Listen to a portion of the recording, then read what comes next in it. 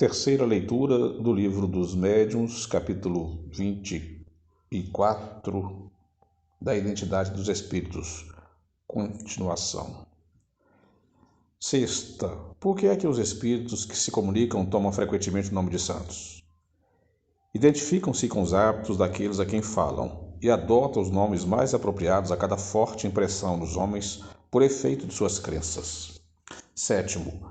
Quando evocados, os espíritos superiores vêm sempre em pessoa ou, como alguns o supõem, se fazem representar por mandatários incumbidos de lhes transmitir os pensamentos. Por que não virão em pessoa se o podem? Se, porém, o espírito evocado não pode vir, o que se apresenta é forçosamente o mandatário. Oitavo. E o mandatário é sempre suficientemente esclarecido para responder como faria o espírito que o envia? Os espíritos superiores sabem o que confiam, o encargo de os substituir. Além disso, quanto mais elevados são os espíritos, mais se confundem pela comunhão dos pensamentos, de tal sorte que para eles a personalidade é coisa indiferente, como deve ser também para vós. Julgais então que no mundo dos espíritos superiores não haja senão os que conhecestes na terra como capazes de vos instruir? De tal modo sois propensos a considerar-vos como os tipos de universo que sempre supondes nada mais haver fora do vosso mundo. Em verdade, vos assemelhais a esses selvagens, que nunca tendo saído da ilha em que habitam, creem que o mundo não vai além dela. Compreendemos que seja assim, quando se trate de um ensino sério. Mas como permitem os espíritos superiores que outros de baixo escalão adotem nomes respeitáveis para induzirem os homens ao erro, por meio de máximas não raro perversas? Não é como permissão dos primeiros que estes o fazem. O mesmo não se dá entre vós. Os que desse modo enganam os homens serão punidos, ficais certos, e a punição deles será proporcionada à gravidade da impostura. Ao demais, se não fosseis imperfeitos, não teríeis em torno de vós senão bons espíritos. Se sois enganados, só de vós mesmos vos podeis queixar. Deus permite que assim aconteça para experimentar a vossa perseverança e o vosso discernimento, e para vos ensinar a distinguir a verdade do erro. Se não o fazeis, é que não estáis bastante elevados e precisais ainda das lições da experiência. Décima. Não sucede que os espíritos pouco adiantados, porém animados de boas intenções e do desejo de progredir, se veem designados às vezes para substituir um espírito superior, a fim de que se tenha o ensejo de exercitarem no ensinar aos seus irmãos? Nunca nos grandes centros, quero dizer, nos centros sérios e quando se trate de ministrar um ensinamento geral. Os que aí se apresentam o fazem por sua própria cota, para, como dizeis, se exercitarem. Por isso que suas comunicações, ainda que boas, trazem o cunho da inferioridade deles. Delegados só o são para as comunicações pouco importantes e para as que se podem chamar pessoais. 11. Nota-se que, às vezes, as comunicações espíritas ridículas se mostram entremeadas de excelentes máximas. Como explicar essa anomalia, que parece indicar a presença simultânea de bons e maus espíritos? Os espíritos maus ou levianos também se metem a anunciar sentenças sem lhes perceberem bem o alcance ou a significação. Entre vós, serão homens superiores todos os que as anunciam? Não. Os bons e os maus espíritos não andam juntos. Pela uniformidade constante das boas comunicações é que reconhecereis a presença dos bons espíritos. 12. Os espíritos que nos induzem ao erro procedem sempre cientes do que fazem? Não. Há espíritos bons, mas ignorantes, e que podem enganar-se de boa fé, desde que tenham consciência de sua ignorância. Convém nisso e só dizem o que sabem. 13. O espírito que dá uma comunicação má somente o faz com intenção maléfica? Não. Se é um espírito leviano, diverte-se em mistificar, sem outro intuito. 14. Podendo alguns espíritos enganar pela linguagem de que usam, segue-se que também podem, aos olhos de um médium vidente, tomar uma falsa aparência? Isso se dá, porém mais diferentemente. Todavia, só se verifica com um fim que os próprios espíritos maus desconhecem. Eles então servem de instrumentos para uma lição. O médium vidente pode ver espíritos levianos e mentirosos, como outros os ouvem ou escrevem sob a influência deles. Podem os espíritos levianos aproveitar-se dessa disposição para o enganar. por meio de falsas aparências. Isso depende das qualidades do espírito do próprio médium. 15ª. Para não ser enganado, basta que alguém esteja animado de boas intenções? E os homens sérios, que não mesclam de vã curiosidade seus estudos, também se acham sujeitos a serem enganados? Evidentemente, menos do que os outros, mas os homens têm sempre algum ponto fraco que atraem os espíritos zombeteiros. Ele se julga forte e muitas vezes não o é.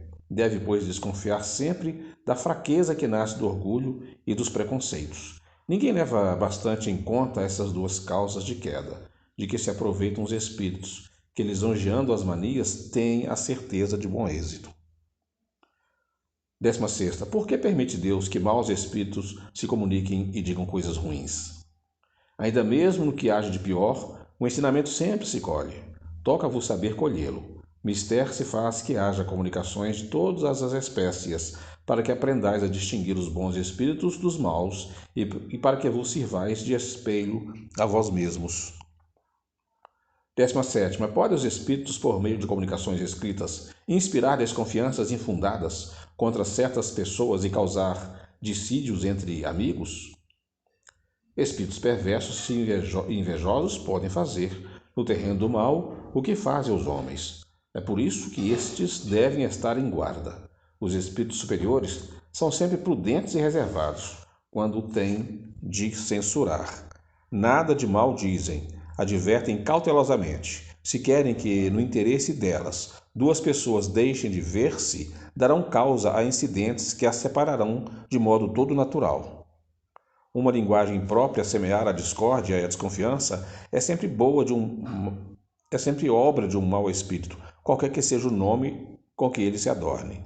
Assim, pois, usai de muita circunspecção no acolher o que de mal possa um espírito dizer de um de vós, sobretudo quando um bom espírito vos tenha falado bem da mesma pessoa. E desconfiai também de vós mesmos e das vossas próprias prevenções. Das comunicações dos espíritos, guardai apenas o que haja de belo, de grande, de racional e o que a vossa consciência aprove. 18ª. Pela facilidade com que os maus espíritos se intrometem nas comunicações, parece legítimo concluir-se que nunca estaremos certos de ter a verdade? Não é assim, pois, que tendes em juízo para as apreciar. Pela leitura de uma carta, sabeis perfeitamente reconhecer se foi um tipo sem educação ou homem bem educado que a escreveu. Por que não podereis conseguir isso quando são os espíritos que vos escrevem? Ao receberdes uma carta de um amigo ausente, que é o que vos assegura que ela provém dele. A caligrafia, direis, mas não há falsários que imitam toda a caligrafia? Tratantes que podem conhecer os vossos negócios? Entretanto, há sinais que não vos permitirão qualquer equívoco. O mesmo sucede com relação aos espíritos. Figurai, pois, que é um amigo quem vos escreve, ou que ledes a obra de um escritor, e julgais pelos vossos processos. 19ª. Poderiam os espíritos superiores impedir que os maus espíritos tomassem falsos nomes? Certamente que o podem. Porém, quanto piores são os espíritos, mais obstinados se mostram e muitas vezes resistem a todas as injunções. Também é preciso saibais que há pessoas pelas quais os espíritos superiores se interessam mais do que por outras, e quando eles julgam conveniente, as preservam dos ataques da mentira. Contra essas pessoas, os espíritos enganadores nada podem. 20ª. Qual o motivo de semelhante parcialidade? Não há parcialidade. Há justiça. Os bons espíritos se interessam pelos que usam criteriosamente da faculdade de discernir e trabalhar seriamente para melhorar-se. Dão a esses suas preferências e os secundam. Pouco, porém, se incomodam com aqueles juntos dos quais perdem o tempo em belas palavras. 21ª. Por que permite Deus que os espíritos cometam o sacrilégio de usar falsamente de nomes venerados? Poderias também perguntar por que permite Deus que os homens mintam e blasfemem.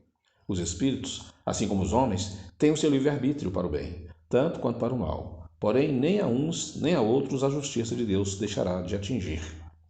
22ª. Haverá fórmulas eficazes para expulsar os espíritos enganadores? Fórmula é matéria.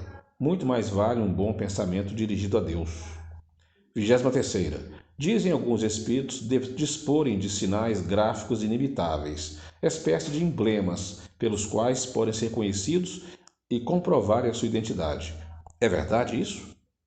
Os espíritos superiores nenhum outro sinal têm para se fazerem reconhecer, além da superioridade das suas ideias e de sua linguagem. Qualquer espírito pode imitar um sinal material. Quanto aos espíritos inferiores, esses se traem de tantos modos que fora preciso ser cego para deixar de se iludir. 24ª. Não podem também os espíritos enganadores contrafazer o pensamento? Contrafazem o pensamento, como os cenógrafos contrafazem a natureza. 25ª. Parece assim fácil sempre descobrir se há fraude por meio de um estudo atento? Não o duvides.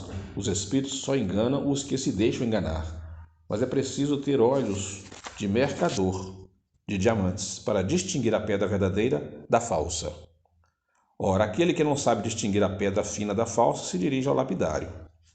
26ª. Há pessoas que se deixam seduzir por uma linguagem enfática, que apreciam mais as palavras do que as ideias, que mesmo tomam ideias falsas e vulgares por sublimes. Como podem essas pessoas, que não estão aptas a julgar as obras dos homens, julgar-se a dos espíritos? Quando essas pessoas são bastante modestas para reconhecer a sua incapacidade, não se fiam de si mesmas. Quando por orgulho se julgam mais capazes do que o são, trazem consigo a pena da vaidade tola que alimentam. Os espíritos enganadores sabem perfeitamente a quem se dirigem. Há pessoas simples e pouco instruídas, mais difíceis de enganar do que outras que têm finura e saber. Lisonjeando-lhes as paixões, fazem eles do homem o que querem. 27ª. Na escrita dar-se-á que os maus espíritos algumas vezes se traiam por sinais materiais involuntários? Os hábeis não. Os desazados se desencaminham. Todo sinal inútil e pueril é indício certo de inferioridade. Coisa alguma inútil fazem os espíritos elevados. 28ª. Muitos médiuns reconhecem os bons e os maus espíritos pela impressão agradável ou penosa que experimentam a aproximação deles. Perguntamos se a impressão desagradável, a agitação convulsiva, o mal-estar são sempre indícios de má natureza dos espíritos que se manifestam. O médium experimenta as sensações do estado em que se encontra o espírito que dele se aproxima. Quando ditoso, o espírito é tranquilo, leve e refletido. Quando infeliz, é agitado, febril, e esta agitação se transmite naturalmente ao sistema nervoso do médium. Em suma, dá-se o que se dá com homens da terra. O bom é calmo, tranquilo. O mal está constantemente agitado. Nota para fechar o capítulo. Há médiuns de maior ou menor impressionabilidade nervosa, pelo que a agitação não se pode considerar como regra absoluta. Aqui, como em tudo, devem ter-se em conta as circunstâncias. O caráter penoso e desagradável da impressão é um efeito de contraste, porquanto se o espírito do médium simpatiza com o mau espírito que se manifesta, nada ou muito pouco a proximidade deste o afetará. Todavia, é preciso se não confunda a rapidez da escrita, que deriva da extrema flexibilidade de certos médiuns, com a agitação convulsiva que os médiuns mais lentos podem experimentar ao contato dos espíritos imperfeitos.